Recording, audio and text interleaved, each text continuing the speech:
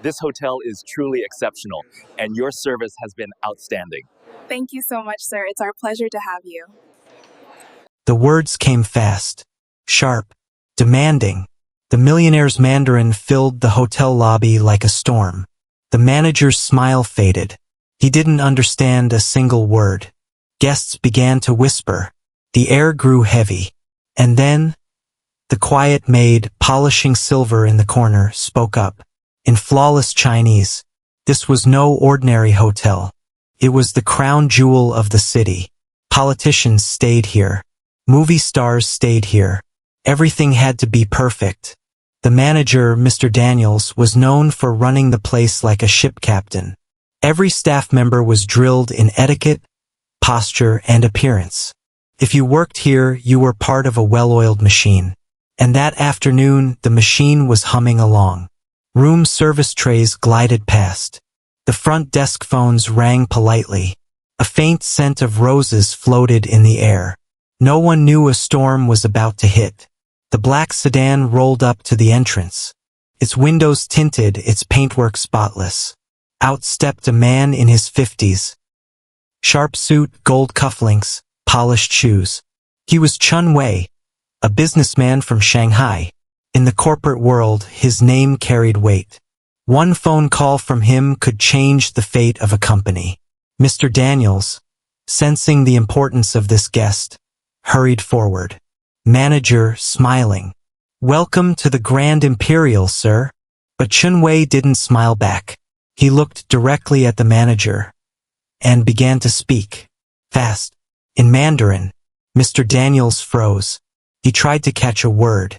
Any word. But to him, it was just a stream of sounds. He nodded awkwardly. Yes, of course. But his voice cracked. Chun Wei's expression darkened. His tone grew sharper. He gestured toward the reception desk, tapping his watch. Other guests began to notice.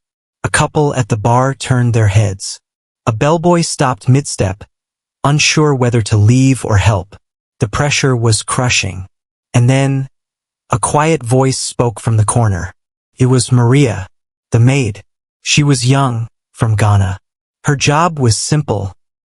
Clean the rooms, polish the cutlery, blend into the background. She was polite, but reserved. No one really knew much about her. Now, she set the silver cloth down, took a step forward, and answered Chun Wei, in perfect Mandarin. Chun Wei stopped mid-sentence. His eyes widened. Then his face broke into a grin. Maria didn't just translate his words. She matched his tone, his pace, his expressions. She laughed softly when he joked. She nodded respectfully at his requests. The manager could only stare. The bustling lobby seemed to go silent. Later, Mr. Daniels pulled her aside. How do you speak Mandarin like that? Maria smiled. Turned out she had lived in China for 8 years. She'd gone there on a student exchange program at 17. She studied economics in Beijing. She worked in a local tea shop to support herself. The owner treated her like family. And the language, it became part of her life. When she moved back to Ghana, jobs were scarce. She came to the city for work. Hotel housekeeping wasn't her dream, but it paid the bills. She never told anyone about her past, because no one ever asked. Chun Wei stayed at the hotel for a full week. Every morning, he asked for Maria to be on duty. Not because she was the maid, but because she was the only one who made him feel at home. Before leaving, he thanked Mr. Daniels for his exceptional staff. But it was Maria he embraced before stepping into his car.